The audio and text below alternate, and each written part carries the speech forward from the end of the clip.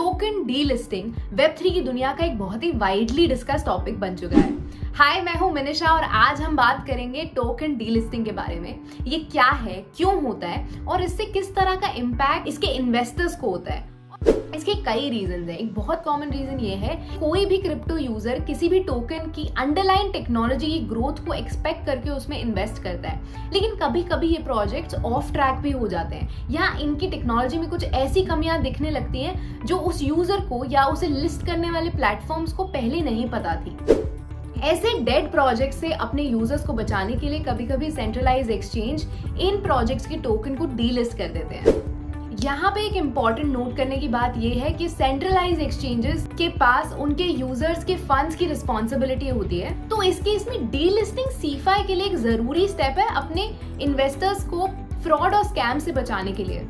लेकिन इस delisting process के काफी सारे नेगेटिव इम्पैक्ट्स भी यूजर्स को हो सकते हैं। कभी कभी बड़े प्लेटफॉर्म्स यूजर्स के बिहाफ पे डिसीजन लेने लगते हैं of delisting a particular token, जिसपे यूजर का कोई कंट्रोल नहीं होता और कभी कभी उन्हें बिना किसी नोटिस या एक्सप्लेनेशन के उनके टोकन को डीलिस्ट कर दिया जाता है। इससे यूजर को सिग्निफिकेंट मनी लॉस हो सकता है और इस लॉस को मिटिगेट करने के लिए वो कोई एक्शन भी नहीं ले सकते। अब यहाँ डीफाई प्लेटफॉर्म्स कैसे अलग और बेटर हैं ये समझते हैं। डीफाई प्लेटफॉर्म जैसे ऑक्टो अपने यूजर्स को सेल्फ कस्टडी के थ्रू कंप्लीट कंट्रोल देता है। यूजर्स के पास अपना प्राइवेट की होता है और उनके डिजिटल एसेट्स का कंप्लीट कंट्रोल भी उन्हीं के पास होता है, इवन इफ वो टोकन डीलिस्ट हो गया।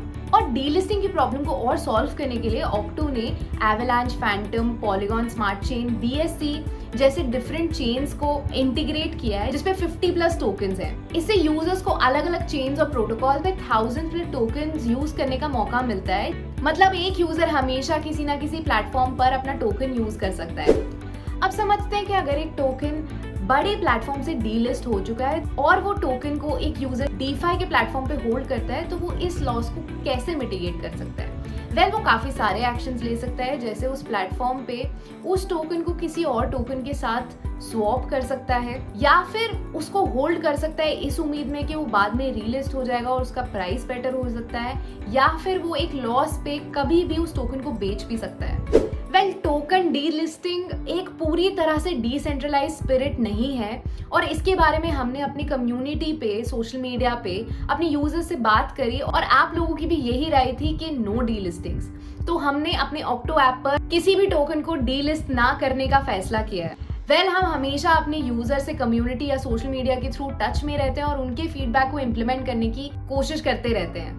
लेकिन इसके साथ साथ हम अपनी ऐप पर टोकन और प्रोजेक्ट से रिलेटेड बहुत सारी इंफॉर्मेशन डालते रहेंगे, जिससे आपको इसके रिस्क रिवॉर्ड रेंज के बारे में पता लग पाए और प्रोजेक्ट की क्वालिटी के बारे में पता लग पाए before you invest in them. हमें कमेंट्स में बताएं टोकन डीलिस्टिंग के बारे में आपकी क्या राय है, और अगर कोई फीडबैक हो जो हम अपने डीफाई ऑक्टो ऐप पे इम्प्लीमेंट कर सके उसके बारे में बताएं। अगर आपको ये वीडियो अच्छी लगी तो डेफिनेटली इस वीडियो को लाइक करें और ऐसी और वीडियोस देखने के लिए इस चैनल को सब्सक्राइब करें। By transferring crypto to Octo wallet, you confirm understanding its risk. We make no warranties or representations about third-party material on Octo or value, utility or legal status of crypto. There is no legal recourse for any loss from such transaction.